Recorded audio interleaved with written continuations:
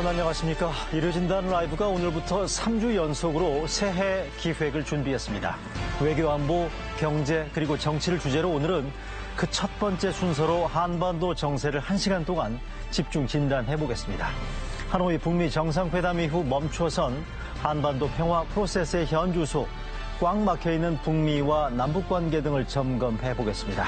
올 한 해 기로에 선 한반도 그 평화의 길을 함께 모색하는 시간 이제 시작하겠습니다.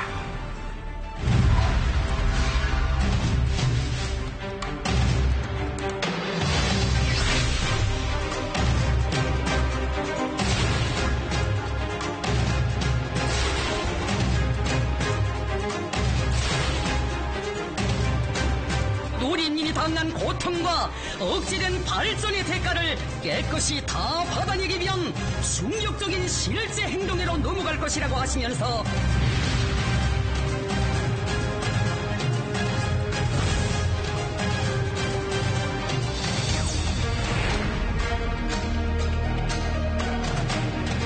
Sign an agreement talking about denuclearization, and I think he's a man of his word, so we're going to find out, but I think he's a man of his word.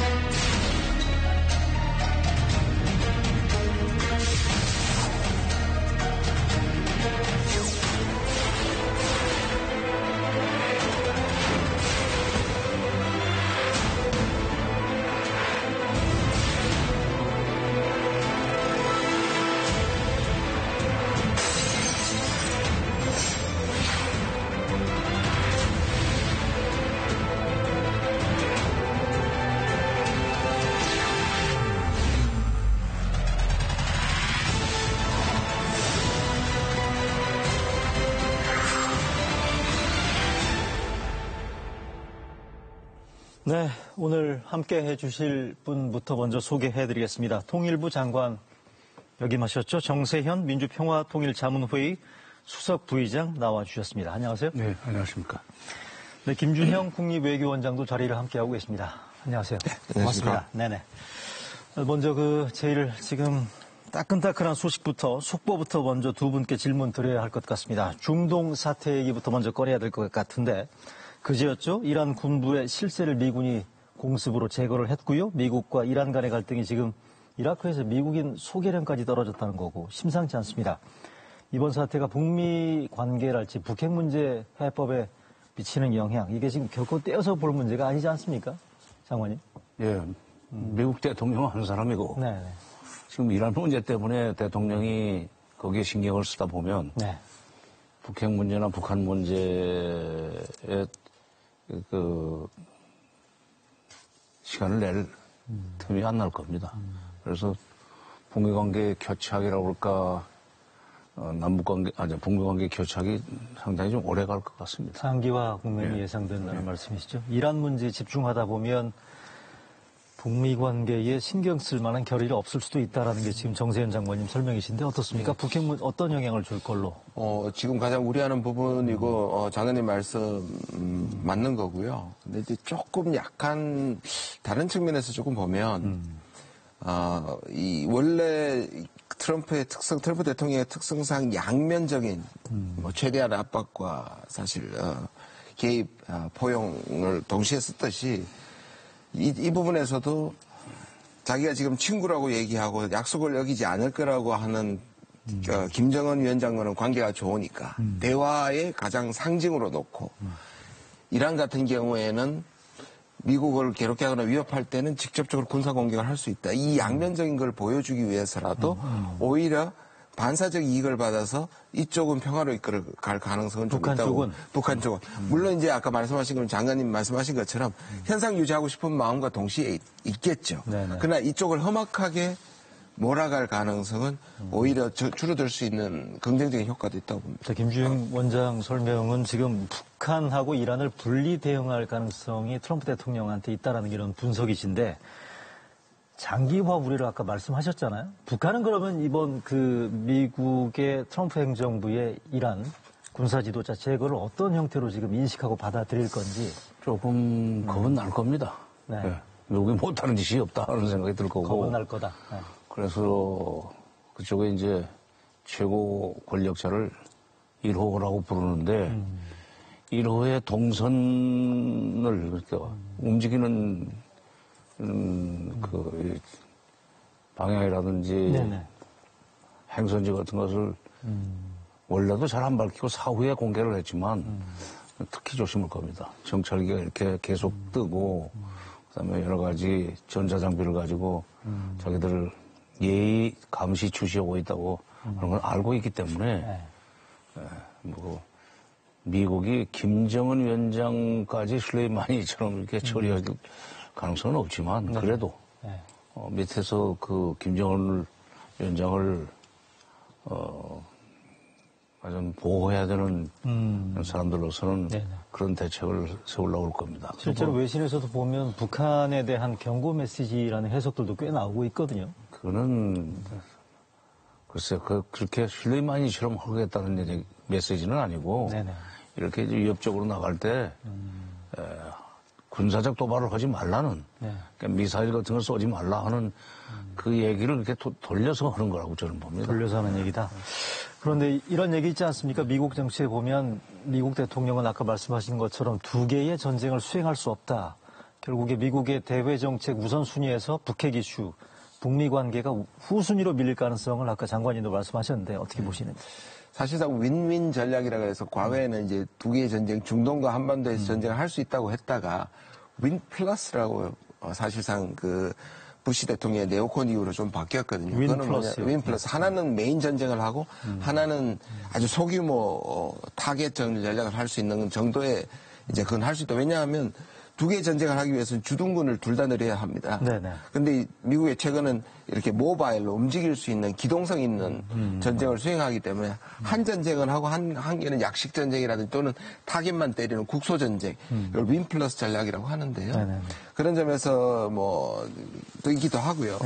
그런데 지금 선거 기간에 전쟁을 두 개는 할 수는 없는 문제고 대선이 있고요. 저는 이번에 그 사실상 그 오사마 빈 라덴이라든지 IS의 수괴를 암살한 거하고는 전혀 다른. 왜냐하면 정상국가의 군부 실세 사령관을 타격했기 때문에 실제로 전쟁형이라고 볼 수 있는 부분이 있거든요. 그리고 북한과 이란의 차이점은 북한 같은 경우에는 우리 남한이 있단 말입니다. 그러니까 전쟁의 이 확전 자체가 어마어마한 파급 효과를 불러일으키기 때문에 중동의 전쟁과는 또 다르다는 측면이 있습니다. 그런 면에서 제가 그런 면에서도 중동과 한반도에 대한 미국의 정책은 다를 수밖에 없다 이렇게 봅니다. 다를 수밖에 없다. 이건 어떻습니까? 그 장관님 말씀하신 것처럼 장기화 우려를 일단 제기하셨는데 그럼 얼마나 밀릴 수 있다고 보십니까? 예를 들어서 이게 무슨 미 대선 이후로까지 아주 많이 밀릴 수도 있다고 보십니까? 어떻습니까? 그럴 수도 있죠. 왜냐하면 북한의 이번에 당대회, 중앙위원회 전원회의에서 나온 얘기들을 이제 아나운서가 아주 격한 어투로 보도를 하면서 굉장히 전투적인 분위기는 고조시켰는데 내용들을 뜯어보면은 미국과의 이런 그 대결 대치 상태는 오래 갈 수 있다. 그때까지 경제적으로 어려울 거다. 각오하라. 어저께인가요? 노동신문에서도 바로 이 이란 사건 나고 난 뒤인데 미국과의 대화는 기대할 것이 없다. 그다음에 경제적으로도 앞으로 굉장히 어려울 테니까 각오하라.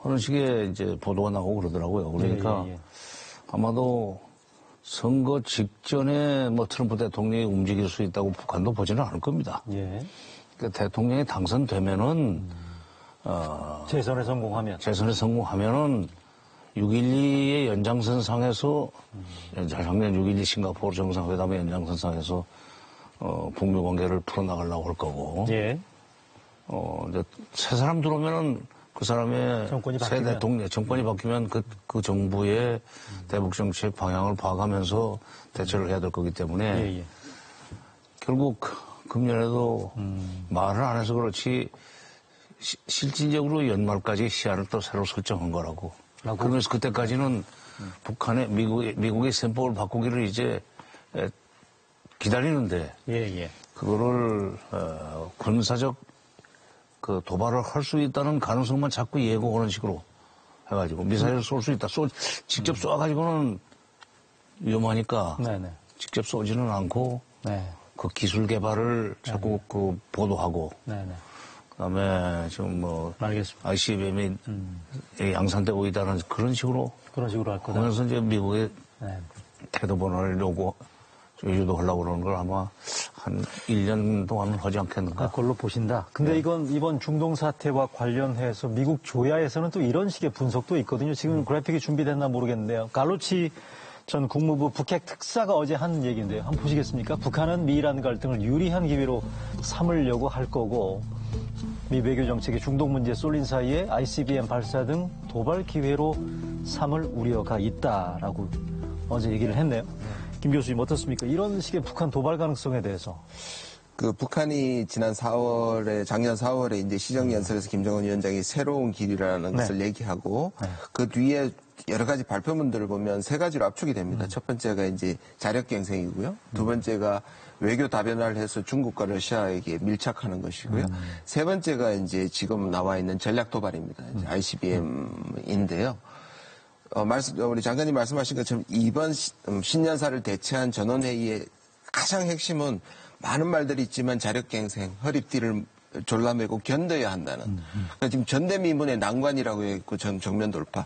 다른 것들은 좀 숨겼습니다. 그러니까 전략 도발은 미국이 행동에 따라서 하겠다. 모라토리엄을 해제하겠다라는 것이 부분은 이제 담겨 있었고요. 그다음에 중국과 러시아는 아예 언급을 안 했습니다. 그러니까 최우선적으로는 자력갱생이 제가 보기엔 1년 동안의 테마인데 그렇다면 우리가 안심할 수 있는가? 근데 그 부분에 대해서는 아직까지 북한이 말씀하신 것처럼 끝까지도 갈 수 있지만 갈루치가 지적한 것처럼 상황 변화에 따라서 왜냐하면 이것도 마냥 미룰 수가 없으니까 아주 회색지대라든지 뭐 미국까지 날리지는 않지만 일본 정도를 넘는다든지 사거리를 조정해서 그런 정도의 회색지대 또는 위성 발사라 로켓 발사라고 한다든지 이런 부분에 대해서 도발을 할 가능성은 있는데요.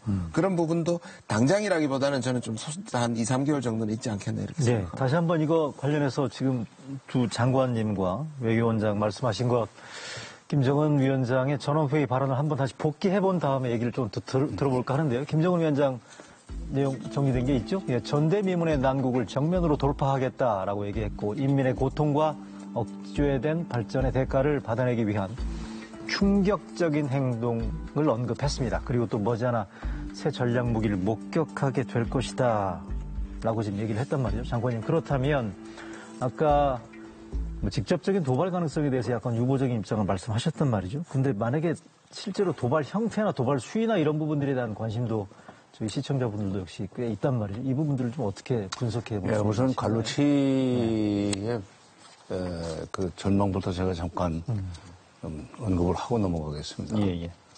갈루치가 클린턴 정부 1기 때 동아태 차관보 그리고 93년부터 시작돼서 94년 10월 달에 끝났던 북미 제네바 협상에 미국 직수석 대표였었습니다. 지금 스티브 비건하고 같은 역할. 그렇죠. 근데 이제 그때는 김일성 생전에 시작을 해서 김일성 사후인 94년에 협상이 끝났는데, 물론 그런 현장 경험을 가지고 94년 김일성 사후, 김정일 시대의 북한 외교를 나름대로 가까이서 분석을 했다고 봐야죠. 근데 지금은 김정일 시대의 북한과 김정은 시대의 북한은 다르다. 그 사람이 이제 그거는 놓치고 있는 것 같아요. 그때 김정일 시대만 해도 뭐 여러 가지 그 틈새를 파고드는 그런 식의 전략을 미국을 상대로 해서 많이 쓰려고 했었죠. 그 경험을 가지고 지금 얘기를 하는 것 같은데, 김정은 시대는 더구나 지금 당 중앙위원회 전원회의를 4일이나 열고 허리띠를 졸라매고 각오하고 버티겠다는 식으로 나오기 때문에 그런 상황에서 그 틈새를 노려서 무슨 도발을 할 걸 가능성은 좀 적다고 생각하고, 한다면은, 그리고 여기서는 이번에 당 전원회의의 결정서에 보면은 보고서에서 그런 표현을 많이 썼지만 정면 돌파전이라는 표현을 많이 씁니다. 그러네요. 정면 돌파전을 할 사람들이지, 틈새로 그거는 안 할 사람들이. 자, 정면 돌파라면 구체적으로. 정면 돌파라는 게, 그러니까 미국이 압박해 들어오는데, 세게 들어오면은 자기들도 군사적으로 대응을 하고, 그다음에 특히 경제 제재를 위한 정면 돌파라는 의미도 있는데, 경제 제재를 위해서는 미국의 그런 어떤 자비를 기다리지 말고, 우리가 자력 갱상 정신으로 자력 부강, 자력 번영을 하자. 그러려면은 어려움을 정면을 부딪혀서 없으면 굶고, 그리고 그렇게 해서 생긴 고통을 분노로 치환하고, 그래가지고 미국과 일절물사의 정신으로 버티다 보면 결국 미국이 태도를 바꿀 것이다. 그때까지는 기다리자. 그러니까 김정은 시대의 대미 정책과 김정일 시대의 대미 정책에 차이가 있다는 것을 저는 먼저 지적을 해야 될 것 같습니다. 단순하게 평면 비교할 수는 없다는 얘기죠. 그 당시하고 지금하고 그렇다는 얘기고. 그러면 김 원장님 보시기에 도발 가능성을 지금 말씀하신 거 아까 ICBM 말고 위성 발사 이런 등등의 수위나 말씀하셨지 않습니까? 좀 이렇게 조금씩 올라갈 가능성이 있다고 봅니다. 지금 정세현 장관님 말씀은 선도발의 가능성에 대해서는 크게 높게 보고 계신 것 같지 않습니까? 어떻게 보고 계십니까, 그러면? 지금 북한의 입장을 조금 북한의 관점에서 좀 읽어볼 필요가 있는데요. 네네. 북한은 하노이 이전과 하노이 이후에 미국을 대하는, 특히 트럼프 대통령을 대하는 생각이 굉장히 복잡해집니다. 그래서 하노이 이전까지는 북한이 지난 25년 또는 30년간의 북미 협상에서 가장 최정상급의 회담을 하는 것에 대한 기대가 있었고, 트럼프 대통령이 적어도 미국의 99%가 북한을 악마화하고 북한하고 협상을 할 수 없다. 대부분의 전문가나 조야의 정치인들이 다 얘기했음에도 불구하고 최고 권위자니까 이걸 끌고 가서 자기들의 원하는 협상을 이끌어낼 수 있으리라고 일종의 자산으로 봤던 것이 확실합니다. 그리고 그랬기 때문에 하노이에서의 부푼 희망을 가지고 왔었는데 하노이에서 사실 깨진 것은 물론 그들이 욕한 것은 볼튼이나 폼페이오 국방장관이지만 거기에서 가장 충격을 받았던 것은 트럼프가 자산일 수도 있지만 리스크일 수도 있다라는. 북한 입장에서. 왜냐하면 그 자리에서 협상을 해보고 깬 게 아니라 깰 생각을 하고 왔고 그때까지 북한이 생각했던 계산법은 이겁니다. 그때 당시에도 뮬러 특검과 코엔 청문회가 바로 그날 있었습니다. 하노이 때요. 그때 북한의 계산법은 국내 문제가 복잡하니 자기들하고는 합의를 할 것이라고. 오히려 양보할 거다. 근데 지금은 똑같은 입장이지 않습니까? 선거 입장에서. 선거가 급하니, 이란이 급하니, 자기들하고는 협상할 것이라는 한 가능성하고, 그때처럼, 그렇기 때문에 자기들하고는 오히려 깰 수 있다거나 또는 장관님 말씀하신 것처럼 길게 끌고 갈 수 있는 것 사이에서, 북한은 먼저 움직일 수가 없는 겁니다. 미국의 확실한 신호나, 트럼프가 내부의 반발을 잠재우고, 자기들에게 정말 확실한 원하는 것들을 시그널을 주느냐를 기다릴 때까지 북한은 미국에게 먼저 협상을 요구하거나 화해를 요구할 수 있는 입장이 전혀 아닌 겁니다. 네, 그렇죠. 장관 동의하시는 거죠? 이 부분들에 대해서는. 그러니까 북한이 선 도발할 이유는 현재로서는 높지 않다라고. 위험하죠. 위험하죠. 위험하고 그렇기 때문에 미국의 강력한 반격을 자초할 일은 안 할 겁니다. 안 할 거다. 그러니까 이를테면 대륙간 단도미사일 ICBM을 태평양 상공으로 쏜달지 이런 부분들에 대한 극단적인 도발 가능성은 높지 않다. 물론 미국이 갖가지 이유로 북한을 상대로 한 정찰 활동을 심화하거나 또는 말폭탄을 쏟아내거나 이렇게 되면은 거기에 대한 반발 내지는 말폭탄이라는 게 미국 쪽에서 쏟아내는 미국 그렇죠. 그러면은 행동으로 나갈 가능성이 있죠. 그리고 3월 연합훈련은 어떻습니까? 글쎄, 연합훈련이 지금 제일 걱정입니다. 내년은 그래서 금년이네요. 연합훈련을 만약 실시하게 된다면, 가만히 있지 않을 겁니다. 잠깐만요. 3월 연합훈련 관련해서 마크 에스퍼 미 국방장관이 발언한 내용들 그래픽 준비되어 있나요? 한번 띄워주시겠어요? 네. 준비되어 있나요? 마크 에스퍼 미 국방장관이 우리 한미연합훈련 재개 가능성과 관련해서 지금 한번 보시겠습니까? 조건부였죠. 네, 그렇죠. 김정은아 다음 행보에 따라서 한미연합훈련 재개를 확실히 살펴보겠다라는 건데 도발 조짐이나 이런 거에 따라서 충분히 유연하고 신축적으로 공격적으로 대응할 수도 있다라는 미국 정부 국방장관의 그런 발언이 나쁘진 않다고 생각해요. 북한이 특별하게 도발적인 행동을 하지 않으면은 저 말은 뒤집어서 해석하면은 금년 연합훈련을 안 할 수도 있다는 얘기 아니에요. 또는 규모를 아주 축소하고 그걸 우리가 잘 활용을 해야 됩니다. 네. 그러니까, 그럼에도 불구하고 3월 연합훈련. 네. 연합훈련을 재개하면은 솔직히 남북관계는 금년에 아무것도 할 수 없다고 생각할 수 있어요. 그러니까 정부가 좀 적극적으로 노력을 해서 네네. 우선 첫째 우리가 지금 북한을 달랠 수 있는 형편은 아니에요. 통로가 없으니까. 그러나 미국하고는 긴밀하게 얘기할 수 있으니 네네. 국방장관의 저런 얘기를 놓고 될 수 있으면 연합훈련 안 하는 쪽으로 미국을 설득해 나가는 것이 북한한테 읽혀지면 네네.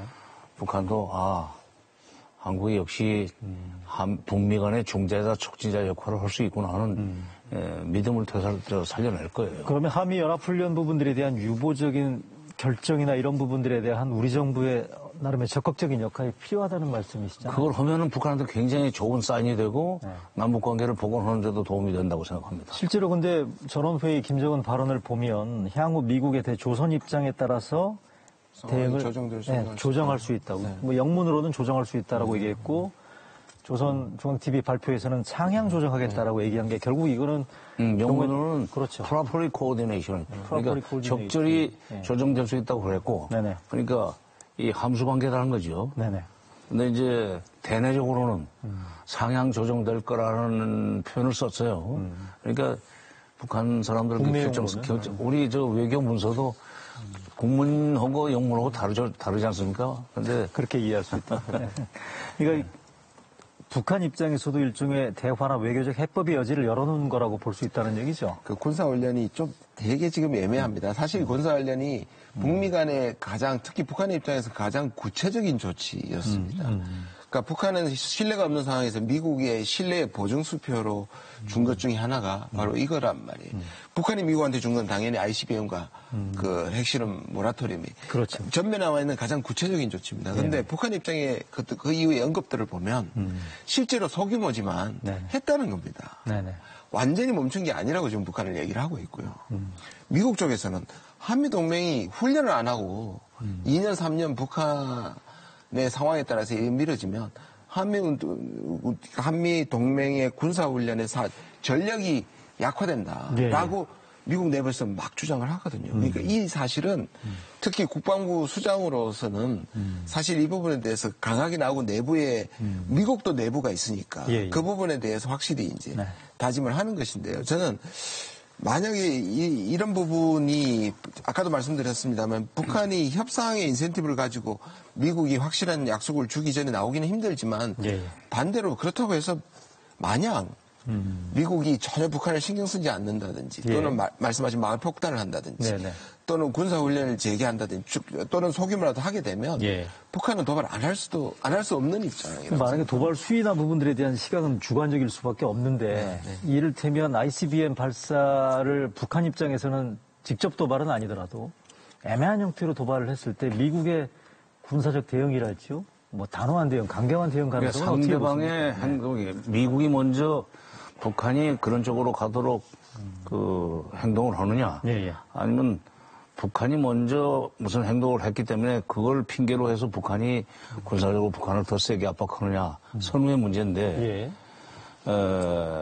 적어도 지금 북한이 북미 관계에 대해서 기대를 접고 미국이 지금 국내 정치 문제가 정리가 된 뒤에 트럼프가 재선이 되든지 아니면 새 정부가 들었을 때까지는 결국은 지금 한 발도 나갈 수 없다는 걸 각오했다고 저는 봅니다.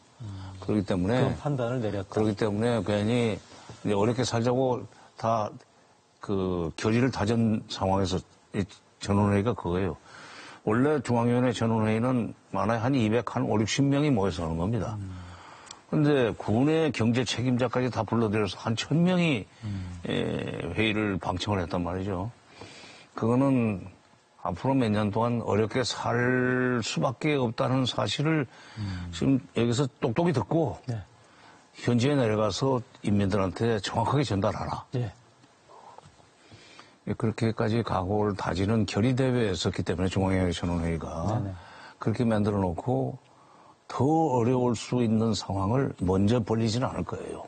먼저 벌리지는 않는다. 먼저 벌리지는 저는 않으라고 봅니다. 그렇다면 지금 뭐 일부 언론들에서 나오는 뭐 앞으로의 고비가 한두 뭐 포인트가 있을 텐데 뭐 김정은 생일이랄지 김정일 생일이랄지 아까 말씀하신 한미연합훈련이랄지 이런 등등의 1월 8일이 김정은 생일이거든요. 네. 1월 8일이면 네네. 며칠 안 남았습니다. 예, 예. 근데 그런 날 이게 꺾어지는 해도 아니고 이 84년생이니까 금년이 뭐 한 몇년이니까 서로 만 36세 되는 날입니까? 네네. 꺾어지는 해도 아니고 네. 다음 달 2월 16일. 2월 16일 날 김정일 그 생일도 생일. 네. 그 42년생인데 무슨 꺾어지는 해도 아니기 때문에 그렇게 도발해가지고 3월 달에 미국이 군사훈련을 지금 미국 국방장관이 저렇게까지 얘기를 했는데 네. 북한이 어떻게 하는가에 따라서 한미훈련 재개 문제를 결정하겠다고 했는데 뭐 1, 2월 달에 그 짓 해가지고 3월 달에 미국이 한국 정부를 압박해서 군사훈련을 재개하도록 만들 필요가 뭐 있습니까? 그럼 1, 2월 달에 뭐 이렇다 할 가시적인 도발적인 행동들이 보이지만 않는다면 3월 군사훈련, 연합훈련 부분들에 대해서도 한다면은 네. 그 전원회의 기간 동에 아주 그 자신있게 우리의 그 전략무기 생산 능력이 고도화됐다는 것을 자랑했기 때문에 네네.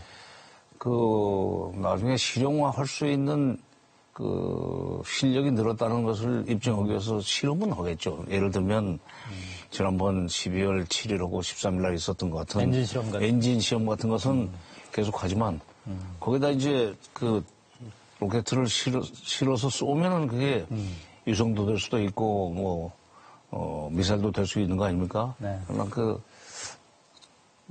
몸체를 실어서 쏘지는 일은 가능성은 높지 않다. 1, 2월 중에는 없을 거다. 예. 근데 2월 달에 교수님, 아이오와 코커스 있지 않습니까? 미 대선이 이제 개막되는 시점이 2월 며칠인가요? 3일인가요? 그러지 않나요? 네, 제가 적었죠. 예, 2월 3일, 2월 초로 제가 알고 있는데 그 시점은 저희들이 눈여겨봐야 될 포인트 아닌가요?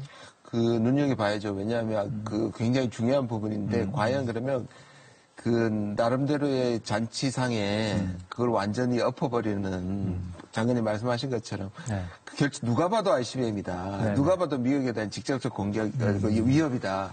이렇게 하는 정도의 도발을 하기가 좀 힘들 거라고 저는 봅니다. 3월 달에 또 슈퍼 화요일도 있고요. 그렇죠. 네. 이게 지금 수위를 계속 올리는 정도에 할 것이고요.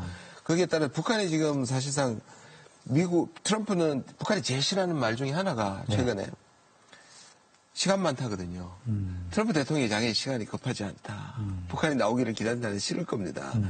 그런데 그래서 느긋하게 사실상 갈 수도 있는 측면이 있는데 한번 세게 흔들어가지고 트럼프 대통령이 움직였거든요. 바로 그게 작년 말에 NG 시험에 그 전조가 있는 것을 보고 며칠 전에 우리 대통령한테 전화를 해서 그 얘기를 나눴다는 것은 움직였다는 거거든요. 북한에 내가 여기 존재감이 있다. 나를 무시하지 말라. 예. 그 부분에 대해서 긴장을 한 거고 미국이 전체 경계 시스템을 통해 가지고 한반도를 살폈단 말이에요. 계속 띄웠죠. 그러니까 그 정도의 긴장 상황을 불러와서 미국의 행동 변화를 요구하는 정도는 할 거라고 봅니다. 그러나 전체 판을 누가 봐도 북한이 깨버렸다는 정도의 도발을 하기가 좀 힘들 거라고 봅니다. 네, 알겠습니다. 하여간 지금 북미 관계, 중동 사태와 관련해서 또다시 시계 제로의 상태로 지금 진전되고 있는 게 아닌가 여러 가지 관측과 우려가 제기되는 이런 상황인데요. 들으신 대로 이렇게 안팎으로 말이죠. 북핵 문제 그리고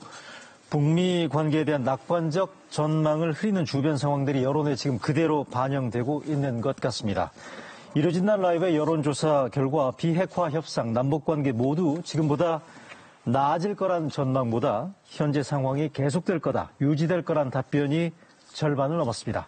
이뤄진 날 라이브의 자세한 여론조사 결과를 한번 직접 보시겠습니다.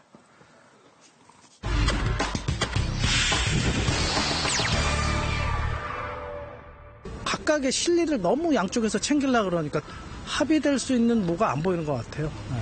북한이든 저희 나라든 너무 힘이 없어서 그냥 항상 끌려다니는 것 같고 안타깝죠. 그런 거. 김정은 위원장이 하는 그런 행태가 굉장히 위태위태해 보이면서도 뭔가 극적으로 좀 이렇게 화해할 수 있지 않을까.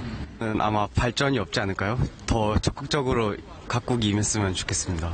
그냥 북한을 걸어서 갈 수 있는, 차 타고 갈 수 있는 그런 관계가 됐으면 좋겠어요. 북한과 통일이 됐으면 좋겠지만 너무 퍼주지는 않았으면 하는 바람이 있습니다. 지난해 한미 북미 정상회담의 결렬 이후 북미 비핵화 협상이 교착 상태에 빠진 것과 관련해 가장 큰 책임이 어느 나라에 있는지 물었습니다. 북한이라는 답변이 47%로 가장 많았고 미국은 33%로 조사됐습니다. 북미 간 비핵화 협상 재개를 위해 가장 필요한 조치는 무엇인지 알아봤습니다. 대북 제재 완화 등 미국의 유연한 태도라는 응답과 북한의 진전된 비핵화 조치라는 응답이 똑같이 33%로 나왔습니다. 한국의 중재 노력은 6%에 그쳤습니다. 올해 북미 비핵화 협상이 어떻게 될 것으로 생각하는지 물어본 결과 진전이 없을 거라는 답변이 64%로 진전될 거라는 26%에 비해 2배 이상 많았습니다. 올해 남북관계 전망에 대해선 현재 수준이 유지될 거라는 답변이 52%로 가장 많았습니다. 개선될 것이라는 21%, 반면 악화할 것이라는 20%로 집계됐습니다. 국제사회 북한 제재와는 별도로 우리 정부가 선제적으로 금강산 관광 등 남북교류 사업을 시도할 필요가 있다는 의견에 대해 어떻게 생각하는지 물었습니다. 공감한다 49%, 공감하지 않는다 45%로 긍정, 부정 평가가 비슷했습니다. 정부가 조건부 연장을 결정한 한일 군사정보협정 지소미아를 앞으로 어떻게 이해할지 물어본 결과 일본의 수출 규제 철회 상황을 보며 대응에 이해한다가 59%로 가장 많았습니다. 일본 태도와 상관없이 종료에 이해한다는 20%, 조건 없이 계속 유지에 이해한다는 15%였습니다.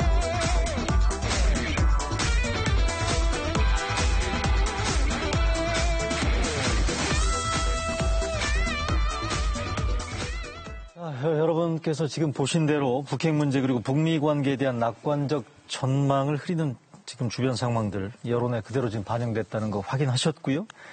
국민들이 지금 앞으로 전망을 낙관적이지 않게 본다라는 여론인데요. 그럼에도 불구하고 지금 북미 남북 간의 타협의 여지 완전히 막힌 건 아니지 않습니까? 최근에 나온 언론 보도를 보니까 북미 간의 뉴욕 채널이 재가동됐다는 얘기도 있고요. 어떻게 그건 할 보십니까? 거예요. 그러니까 최악의 사태를 막기 위해서는 뉴욕 채널 정도는 뭐 열어놓고 얘기는 하겠지만 그렇다고 해서 그게 진전으로 이어질 가능성은 없고 북한도 뭐 외부 사정을 정확하게 판단한 못하는 측면은 있으나 이번에 전원회의에서 그 보고되고 결정된 사항을 보면은 여러 번 지금 말씀드리게 됩니다만은 북미 관계가 이게 비전 비화, 전쟁도 아니고 평화도 아닌 상태로 오래 갈 거라는 건 각오를 하고 있어요. 북한이. 네. 그런 상황에서 더구나 이제 트럼프 대통령에 대한 일종의 배신감을 좀 느낄 겁니다. 네. 아까 김 원장 지적하셨는데 편지 주고받을 때는 참 좋았었거든요. 근데 이게 하노이 와이 돌변하는 거 보고 이건 볼튼만의 문제가 아니다. 예.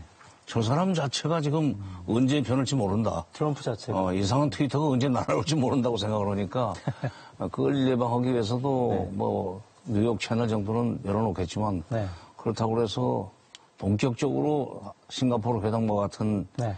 그런 이 프레임으로 회담을 할 수 있는 가능성은 없다고 보기 때문에 네네. 적어도 한 1년 기다릴 거라고 봅니다. 다만 이제 그렇게 되면 네. 우리는 어떻게 하느냐는 문제가 나오죠. 북한이 지금 미국을 극단적으로 자극할 수 있는 선택은 좀 조심했으면 잘 안 할 걸로 높고 전망하신다는 보기 거고. 때문에 그런 상태라면은 북미 간의 그런 대치 상태 또는 정돈 상태, 그러니까 습비에 있는 상태를 방관만 할 건 아니고 예. 우리가 독자적으로 남북 관계는 좀 개선해 나가야 됩니다. 아까 여론조사에도 잠깐 예, 그렇죠. 금강산 관광이나 이런 것은 뭐 한 49% 정도가 그 정도 얘기 다시 나눠보시죠. 해야 된다고 그러고 뭐 반대는 또 45%가 되던데 예, 예. 4% 높은 건 대단한 거예요. 정부가 용기를 가지고 밀고 나가야 됩니다. 장관님 말씀은 지금 북미 간의 뉴욕 채널이 가동된 거는 큰 의미를 둘 필요가 없다고 말씀하시는데 동의하십니까? 제가 이제 연말에 계속 미국 인사들을 만나보면 전화를 받지 않는다. 그러니까 전화를 받아도 yes, no 못하겠다 정도지 협상의 수준이 아니에요. 접촉의 수준. 전화를 안 받는다는 게 누가? 그러니까 그 표현을 그렇게 합니다. 그러니까 픽업 더 폰을 안 한다는 거예요. 그만 이제 전화를 받되 채널이 가동이 되는 게 아니라 북한에서 전화를 받되 미국에서 접촉만 하고 우리 못 만난다. 미국이 변하기는 안 한다지 협상의 채널은 아니라는 겁니다. 본격적인 협상은 이루어진 바가 없고요. 지금도 없는 걸로 알고 있습니다. 그러니까 북한은 뭐냐면 북한하고 미국의 가장 큰 차이는 미국은 자세적인 태도적인 측면에서 유연성을 발휘하는 겁니다. 무슨 말씀이냐면 이게 내용은 아니고 내용은 아닙니다. 그러니까 뭐든지 얘기할 수 있다. 와서 얘기하자인데 북한은 지난 2, 3년 동안 그런 건 충분히 봤는데 확실하게 줄 수 있는 것을 주기 전에는 못 나간다. 이게 지금 큰 차이로 못 만나는 부분이거든요. 결국 그러니까 그게 셈법의 차이예요. 셈법의 차이인데 정상 간의談判 이외에는 굳이 이런 식의 실무선의 뭐 접촉이나 이런 부분으로 더 이상 응할 필요가 없다. 북한 입장에서 그렇다는 얘기죠. 그렇죠. 정상 간의談판도 해봤는데 한 번은 성공하고 한 번은 아주 대패를 했단 말이죠. 대패죠. 하노이는 대패입니다. 대패로 보시는 거군요. 그렇죠. 노딜이 아니고요. 노딜은. 아니 북한 입장에서는 대패예요. 전혀 얻은 게 없는. 싱가포르는 아주 사실상 뭐 완승에 가까운 거였었는데. 북한 입장에서 싱가포르는 완승이었습니다. 그러니까 완승에 가깝죠. 왜냐하면 북미 관계 개선, 일본이 그거 아닙니까? 그다음에 평화체제 구축, 그리고 이제 비핵화인데 북한이 핵 문제를 일으킨 90년대 초반부터 주제가처럼 불러왔던 것이 미국이 우리를 적대시하지 않고 우리가 수교해주고 군사적으로 치지 않겠다고 하면 우리가 핵을 가질 하등의 이유가 없다 하는 게 김일성, 김정일 때 계속 주장해왔던 바입니다. 이게 이제 싱가포르에서 반영이 됐기 때문에 완승이죠. 완승인데 지금 완승 대패, 완패지 이렇게 됐기 때문에 그 실무 접촉도 굉장히 조심스러울 거예요. 아래로부터의 협상보다는 톱다운 아니고서는 그러니까 톱다운식으로 이제 편지 친서 외교식으로 해가지고 그것이 내려갈 기미가 있을 때는 전화를 받아도 예스 노만 하질 않고 뭔가 내용이 있을 텐데 한번 봅시다 이렇게 나오겠지만 평양에 지시 없으면 못 움직이는 사람들이에요. 그 사람들은. 아무리 외교관이죠. 말씀하십시오. 아까 여론조사가 굉장히 재밌는데요. 하노이의 실패의 책임은 보통 북한 쪽에 많이 뒀고 그러나 이것을 돌파하는 데는 미국과 북한에게 똑같이 33%에 있는 것을 해법은 있는다는 게 재밌는데요. 사실상 그날 하노이에서 협상을 하다가 북한의 요구가 과해가지고 깨졌으면 저는 북한에게 상당한 책임이 있다고 보지만 시작도 하기 전에 사실상 깨졌습니다. 북한이 5개의 제재 해제를 놨을 때 미국에서 5개는 안 된다. 2개나 3개로 내려라든지. 그다음 북한이 영변을 내놨으면 그 영변이 정확한 영변이 어디까지냐. 이런 것들이 말이 되다가 이게 도저히 받아들일 수 없다 하면 쌍방 책임이거나 또는 북한 책임일 수 있는데 적어도 저는 하노이가 너무 안타까운 게 뭐냐면 협상을 해보지도 않고 이미 노딜을 각오하고 한마디 듣자마자 그냥 이걸 깨버렸다는. 자, 그럼 앞으로 해법입니다. 돌파구를 마련하기 위해서 미국은 북한에 뭘 줘야 되는 겁니까? 북한은 또 미국한테 뭘 양보를 해야 되는 건지. 이게 결국 하노이가 준 가장 큰 공헌은 서로의 카드가 드러났다는 부분입니다.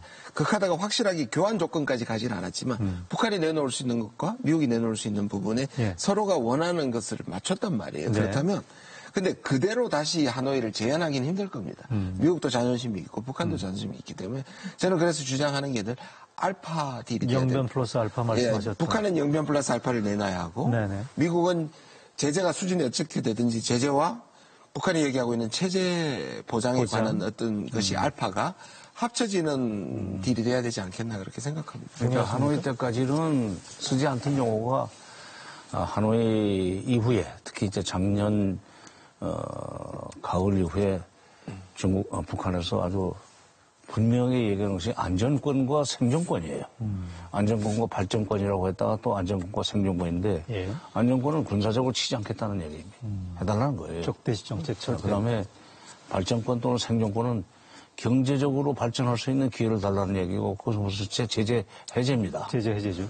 그 두 가지를 한꺼번에 요구하는데 북한은 안전권에 대해서는, 미국은 안전권에 대해서는 얘기하지 않고 북한이 핵을 포기하면 경제적으로 아주 잘 살 것이다. 말하자면 앞으로 그 장밋빛 미래를 자꾸 청사진을 제시하는 걸로 그 북한을 비핵화시키려고 그러는데 북한은 그렇게 넘어가지 않을 거예요. 예. 그동안에 아까 그 갈루치 얘기도 나왔었지만은 93년 그 북미 핵 문제 협상할 때부터 말이 번드르르 한데 실속은 없다 내지는 그 말이 행동으로 옮겨지지 않더라는 기억이라고 할까 이 역사적 기록을 가지고 있기 때문에 네네. 확실하게 손에 쥐어지는 안전권 그다음에 손에 쥐어지는 제재 해제, 생존권 이것이 가시권 내에 들어오기 전에는 영변 플러스 알파를 내놓지 않을 겁니다. 그러니까 그래서 북한은 단계적이고 동시에 행동 그걸 요구하는 건데 미국은 항상 선비핵화죠. 접점 찾을 가능성은 없습니까? 그러면 어떻습니까? 예? 어떻게? 말씀하신 그 접점을 방금 말씀하신 부분들에 대한 간극이 크다는 얘기잖아요. 그죠? 그죠. 근데 그거를 지금 우리 정부가 중간에서 만들어내려고 했었죠. 네네. 근데 하노이 회담이 잘못된 뒤에는 그 화를 우리한테 내고 있잖아요. 북한이. 네. 그러면서 중재자, 촉진자 그 너희들 역할 하지 말라는 식으로 화를 내고 있는데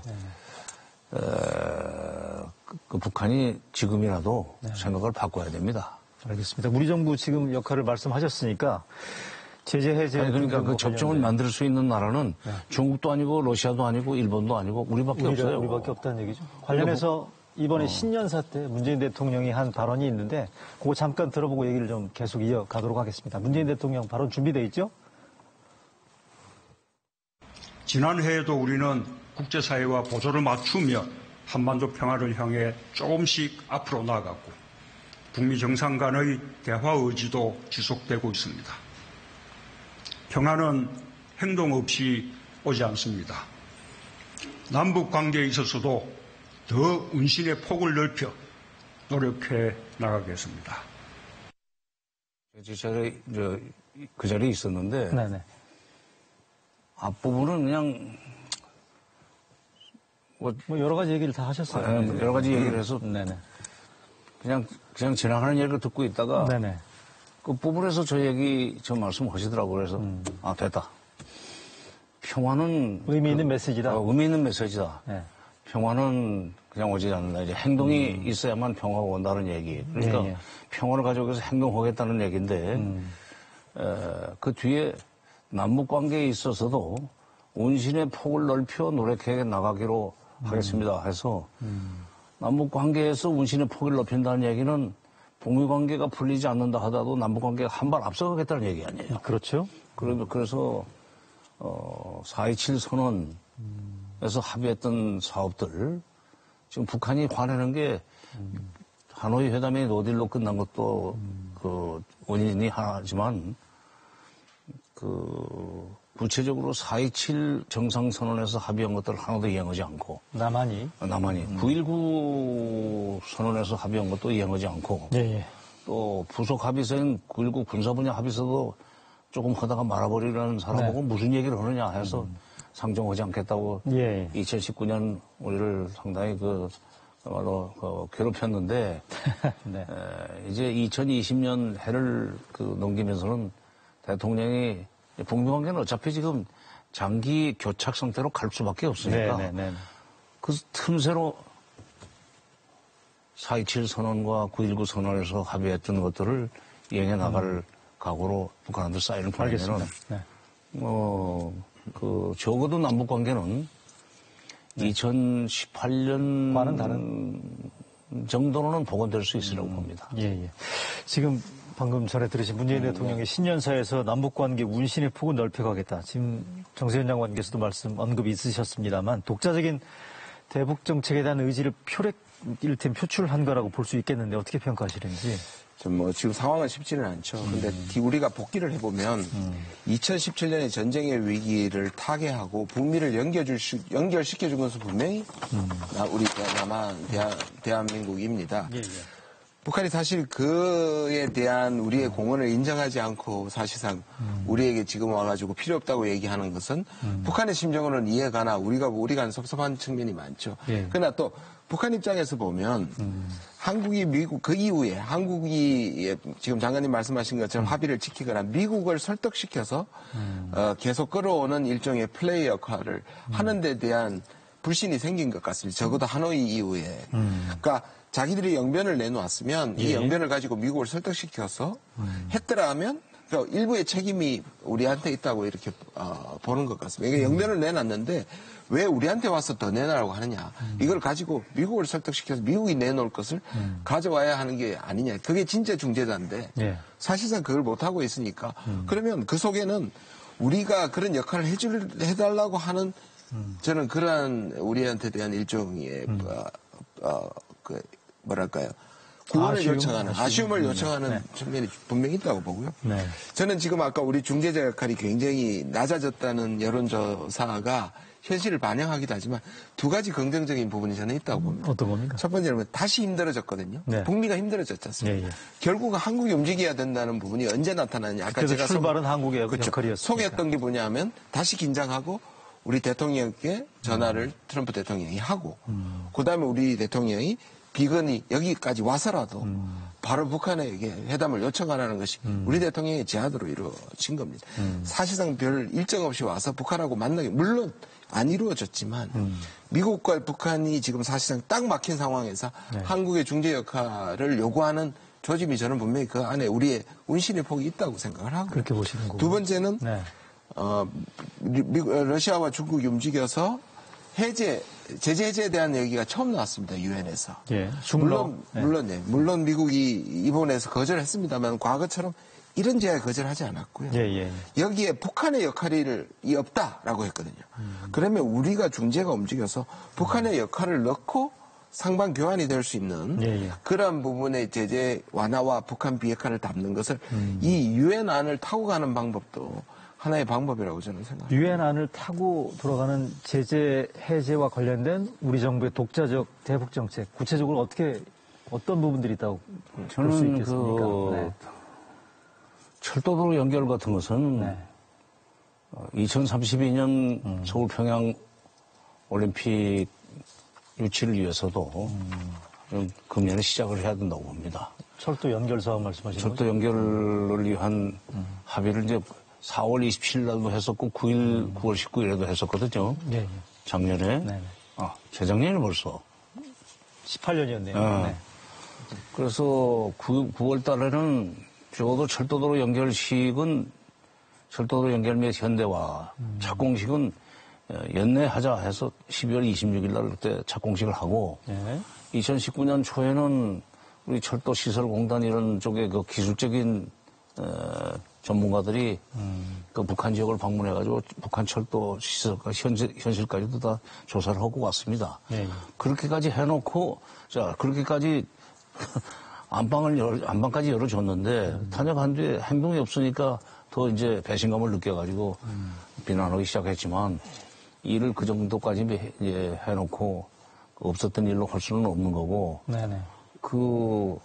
금강산은 지금 솔직히 북한이 이제 원산 관광단지하고 같이 묶어가지고 하려고 그러기 때문에 우리가 다시 거기 들어가서 공동으로 개발자가 될 가능성은 없다고 생각해요. 개성공단은 어떻습니까? 개성공단은 들어갈 수 있다고 나는 봅니다. 열려 있습니까? 아직도? 아니 열려 있는 건 아니지만 우리가 의지를 가지고 들어가면은 들어가려고 하면은 북한에서도 호응이 있으라고 보고. 저희가 활동할 만한 추진의 동력이나 이런 부분들이 남아있냐는 얘기죠, 개성공단. 아니, 그러니까 그거는. 금강산 같은 경우에는 북한 쪽에서 거의 문을 닫아 걸어놓은 그리고 이제 그거 이제 개성공단은 기계들을 지금 그대로 놓고 나왔는데 우리 기업들은 좀 그 기계가 약간 녹슬은 데도 있고 그렇지만 그건 수리하면 되는 거고 그다음에 북한의 개성 지역, 주변 지역의 주민들이 5만 4천 명이 거기서 일을 했었어요. 그것 때문에 사실 그 황해남도, 황해북도의 경제가 굉장히 윤택해졌습니다. 그러니까 그것은 현실적으로 금강산보다도 훨씬 주민 생활에 도움이 됐던 거기 때문에 또 약속을 했고, 지금 4.27 9.19에서. 철도도로 이 세 가지 경협 사업을 금년에 시작을 하는 걸로 남북관계 문을 열면은 북미관계 다리를 놔줄 수 있는 여지가 훨씬 더 커진다고 봅니다. 커진다고 보시는 지금 대통령이 2일날 그때 남북관계에 있어서 문신의 폭을 넓혀 노력해 나가기로 하겠습니다 하는 대목에서 저는 4.27과 9.19에서 합의한 경협사업들을 시작하겠다는 뜻으로 해석을 했어요. 직접 물어보지는 못했습니다. 그런데 그렇게 시작을 하면은 되고 그동안에 이제 북한이 틀림없이 저 이 방송을 보리라고 보기 때문에 한마디 하겠습니다. 6.12 정상회담은 북한으로서는 꿈도 꿀 수 없는 일이었었어요. 말하자면 북한을 최대 북한을 악마화시켜왔던 미국의 대통령과 미국이 악마시킨 북한의 최고 지도자가 1대1로 이렇게 만날 수 있었던 것은 북한한테는 대단한 일이고 더구나 그 내용이 북한한테는 할아버지 때부터 그 수건 사업이었던 것이 다 거기에 들어갔단 말이죠. 그러니까 그렇게 하여튼 남한을 갔다 와서 작년 한 해 동안 그렇게 요구를 해대고 그건 배은망덕이라는 단어밖에 쓸 수가 없어요. 그러면 안 돼요. 앞으로 금년 한 해 동안에 우리가 북한과 미국 사이에 다리를 놓아줄 수 있도록 하기 위해서도 이제 남한 정부 욕하지 말고 가만히 있으면 여기서 일을 벌일 겁니다. 이건 어떻습니까? 그럼 철도 연결 같은 무슨 경협사업에 대한 국제사회의 시선들 가운데 이런 게 있지 않습니까? 국제사회의 제재 관련된 공조의 틀을 유지해야 된다라는 이런 반론들도 있는데 정세현 장관 방금 말씀하신 이런 부분들이 뭐 대미 공조나 이런 부분들에 있어서의 어떠한 이견 노출 가능성에 대해서는 걱정하지 않아도 되는 건가요? 걱정스럽죠, 사실. 왜냐하면 지금 미국 정치를 잘 이해를 해야 되는데요. 미국은 우리는 딱 한 가지 잘 통일되고 조정된 정책이 있다고 생각하지만 사실 미국도 그렇지 않고요. 특히 트럼프 대통령 집권 시절에는 국무부, 그다음에 백악관 생각이 다르고요. 국방부 생각이 다르고. 그러니까 북한의 입장에서도 보면 트럼프 대통령의 하고의 합의가 밑에 실무진으로 가지 않는다는 느낌을 굉장히 많이 가지고 있고요. 그다음에 이 개성 문제나 금강산 문제도 미국 일부에서는 또는 트럼프 대통령은 이거를 제재 부분의 예외 조치를 라는 부분을 통해 가지고 시험대로 북한도 알고 있습니다. 왜 북한이 금강산 개성이 너무 중요하기 때문이 아니라 적어도 이 정도를 풀어줘야지 미국이 다음 행동에 대한 일종의 보증수표로 진실성이 있다. 비가역적인 조치를 하는 거다. 아주 구체적인 조치를 하는 거다로 보는 건데 그 부분을 사실상 미국 내부에서는 한국을 의심하는 걸로 강경파들이 되는 거죠. 사실 미국이 개성이나 금강산이 우리가 주장했을 때 하노이가 깨지고 나서 우리가 이거라도 열어서 새로운 돌파구라도 만들자 했을 때 미국 쪽에서 야단이 나고 그때 사실 한국을 굉장히 압박을 했습니다. 그런 소리 지금 하지 마라 깨졌을 때. 그리고 우리 대통령이 유럽에 가서 전제를 달았습니다. 북한의 비핵화라는 조건을 달고 해제를 생각해봐야 돼. 완화를 생각해봐야 돼 했을 때 굉장히 유럽의 반응이 차가웠습니다. 그러니까 북한이라는 놓고 국제 여론은 좋지가 않거든요. 그러니까 우리가 이 부분에 대해서 아무리 조건을 달아도 이 제재 부분이 강경한 움직임들이 앞으로 계속 장애물을 삼을 텐데요. 그럼 우리가 이걸 그럼에도 불구하고 치고 나갈 것이냐 하는 데 대한 결심을 우리가 할 필요가 있다. 관련해서 제가 정 장관님께 여쭤보고 싶은 게 제재 해제와 관련된 우리 정부의 독자적인 어떤 룸 같은 게 필요하다는 말씀이신데 우리가 지금 그러니까 남북 관계를 너무 국제 공조랄지 대미 공조에 이를테면 연결시키는 것 자체가 우리 정부의 중재자랄지 촉진자 역할을 위축시킨다는 이런 우려들도 적지 않단 말이죠. 바로 그게 문제입니다. 왜냐하면 저는 이제 77년에 통일을 들어서 쭉 이쪽 일을 해왔는데 지금은 정부를 떠난 지 오래됐지만 역대 대통령들을 보면은 군사정권 시절에는 미국 눈치를 많이 봤어요. 일단. 그러나 이제 문민정부가 들어서면서 김영삼 정부 때죠. 그때는 제가 이제 청와대 비서관으로 있을 텐데 문민 대통령은 미국 눈치를 그렇게 안 보대요.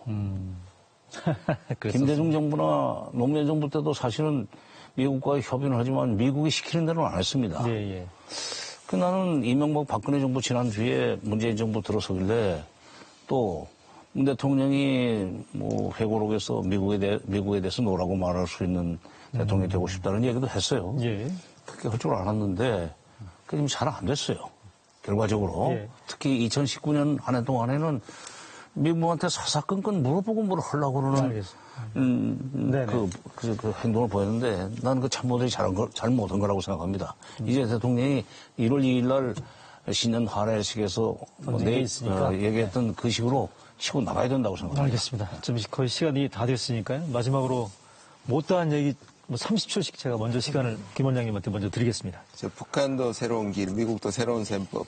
그렇다면 우리도 플랜 B가 있어야 된다고 생각을 합니다. 플랜 A는 당연히 플랜 B가 2018년에 극적인 한반도 평화 프로세스가 더욱더 발전하고 구체화된 합의를 하는 것인데요. 네. 그렇지 않을 경우, 그다음에 미국이 북한의 비핵화에 대해서 나서지 않을 경우, 북한이 전략 도발을 할 경우에 과연 우리가 뭘 할 것이냐. 예. 저는 그 부분에 우리 플랜 B가 필요하다고 플랜 생각합니다. B가 필요하다는 말씀. 그 플랜 B 중에 하나가 바로 우리가 독자적으로 이 상황을 타개하는 그러한 자율성을 좀 발휘할 때가 아닌가 하는 생각입니다. 독자적인 활동 공간을 찾아 나가는 노력이 필요하다는 거, 정 장관님.